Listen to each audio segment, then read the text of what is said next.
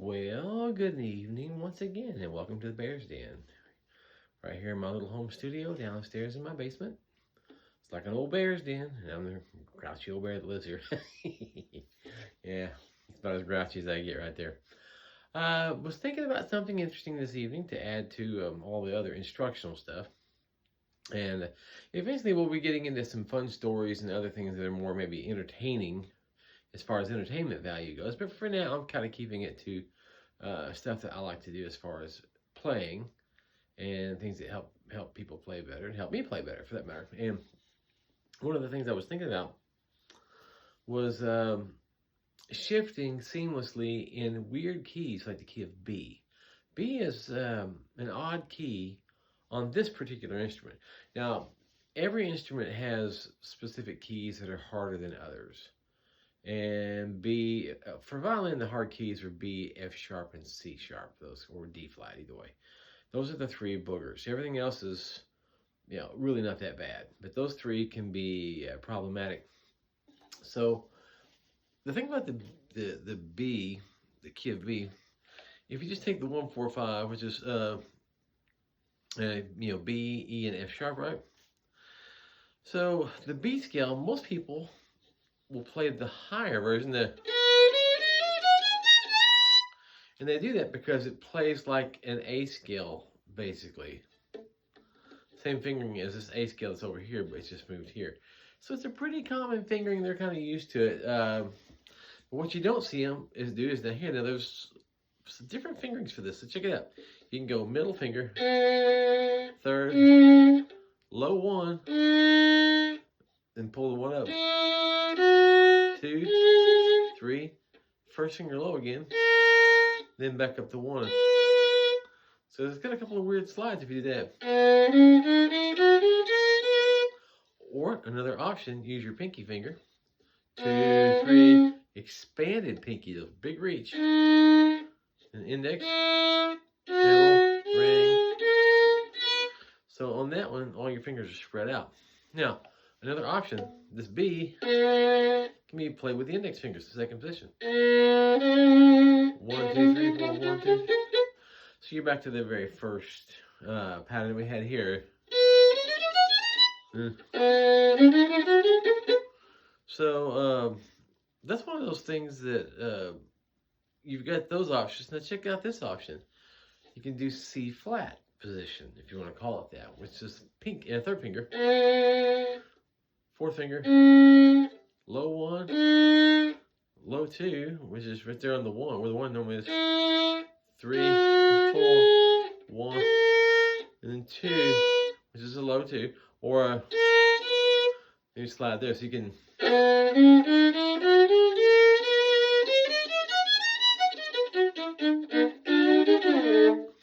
Now my suggestion is to know all the different patterns, the different variations, starting with the 1, starting with the 2, starting with the 3, right? Any of those patterns, and you have to be able to shift seamlessly between them. So I would take just noodling around on those the B, E, and F sharp changes, then to the E, and like see the F sharp. It's basically like the B pattern just moved over another string, so it's pretty tough too. See what I did there?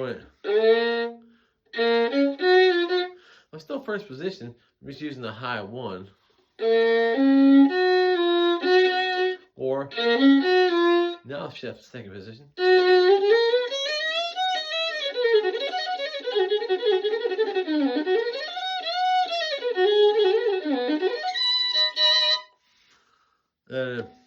So like, different ideas that you can use for playing in B. So I would say take those changes and just start slow. Now, back up. Shift up again.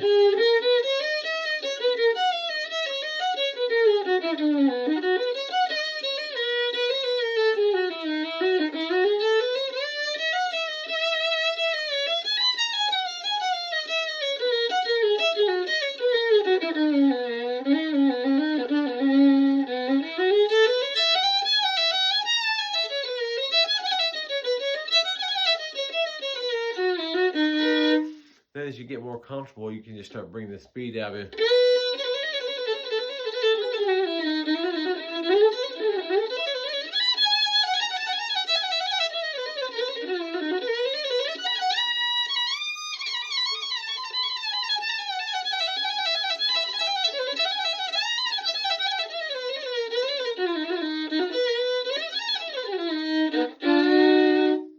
Something like that. So you just kind of build the speed over time, you know, and just have to be consistent to work on it every day. And now the other interesting thing that comes into this, something to think about, and if a person doesn't play, you know, in the higher positions a lot. Now, okay, a lot of folks will do specific things, like a specific song. They'll put maybe certain chord changes, certain slides up and down, but they're kind of, they do it the same way every time. So there's not any real free will improv going on in anything other than first position, right? Well, the problem with that is the tone. Okay, and this gets into some fringe area stuff, but it's interesting to me, at least. I noticed that a lot of people, their tone here in first position is a lot better than their tone in second and third position, right? What you have to understand, though, is with the violin, I don't know if you can see that on this video or not, but the further you get down the instrument, let's see if I found one here. There, you can see that one. See how high I had to push that string way down, right? Now up here, check it out. It's not very far off the fingerboard. It doesn't take as much muscle to push it down. But you get way up here and you've got a good bit of distance.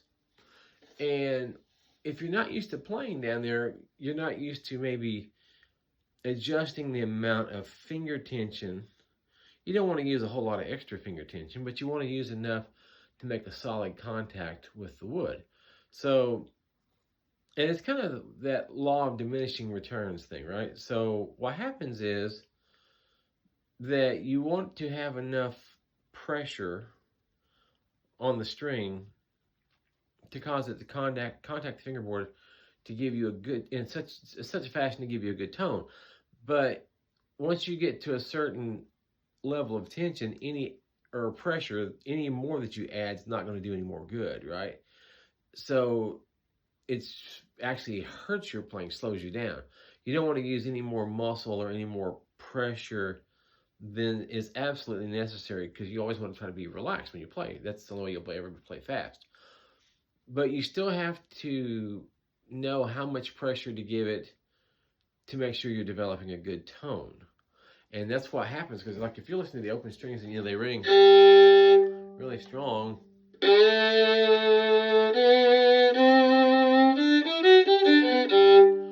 so that's in the open first position. When you go,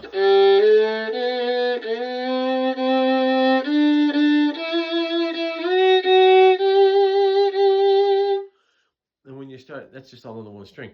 So when you start working your way down, because there's so much more travel distance between when you hit the string and when it actually hits the fingerboard, it takes that extra bit of pressure.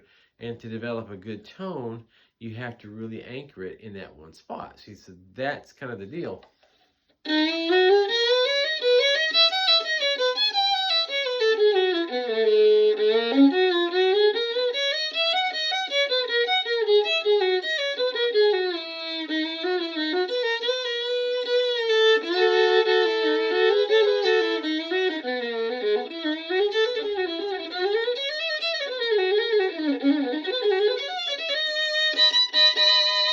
And over time, your hands will get stronger, and you're used to playing up there. And that's one of those things that's just takes time. You know, it's not going to happen overnight. And I find that, and B is a weird key, because of the fact that you've got first position, you've got the low first position, which is like kind of below sea level, you might want to call it. So below the normal area that you play in, you're up there next to the nut, really backing everything up. And then you've got expanded first position, where you're having to take your third and fourth fingers, ring finger and pinky finger, and really stretch them out to hit those notes. And then the string crossings, if you're staying in that position, are a little awkward. And it's mainly awkward just because most folks aren't used to doing it. So if you don't do it all the time, it can be kind of awkward. So it's familiarity, right? And there's two kinds of familiarity. You got the familiarity here, where you understand what's going on, but then you get the other familiarity here. It's here. It's the muscle memory and that familiarity that comes from doing it thousands of times. And that dry mouth tonight. You drink some more coffee. Repetition, right? Repetitive motion. It becomes kind of a part of who you are. Your muscles kind of memorize it. And once they do that, then it's like it's there, and you don't have to really think about how much pressure you're applying or anything else. So, and the tone will kind of actually adjust itself over time. So the more you play in those positions, you'll just inadvertently find yourself playing with the right amount of pressure on the string to get the good tone. But that's only going to happen if you play there a lot. So, just something to consider. One of these days do a video talking about playing in C sharp as a key or D flat, either way. And those aren't really the same key, and they are and they're not. So that's another discussion too. And I know, like, if I want to, if I write something or read, like, if I'm reading sheet music and it's written in C sharp, hand position wise, I'm going to play that differently than if it's written in D flat. It's a mental game, because in D flat, I'm thinking a collapsed position. In C sharp, I'm thinking expanded first position, and that's because of that thought process being different. My hand will be in a different position. Now, if I'm improvising, then I'm just going to do whatever's convenient, because it's funny how all that kind of goes out the window when you're improvising, because at that point, it's just whatever you hear in your head comes out from under your fingers, and it's not like a math equation anymore. All that's gone.